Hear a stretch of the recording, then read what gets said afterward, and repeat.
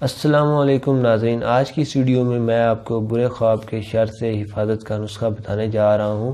حدیث پاک کا مفہوم ہے، رسول اکرم صلی اللہ علیہ وآلہ وسلم نے فرمایا، بے شک اچھا خواب اللہ کی طرف سے ہوتا ہے اور برا خواب جس میں گھبراہٹ ہو شیطان کی طرف سے ہوتا ہے۔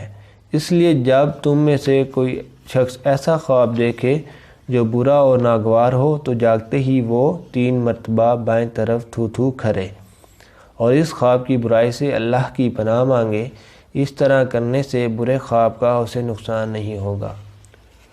تو ناظرین، آپ نے آج کی یہ حدیث پاک سنی اور اس پر عمل کریں اور دوسروں تک اسے ضرور شیئر کریں تاکہ دوسرے لوگ بھی اس سے مستفید ہو سکیں۔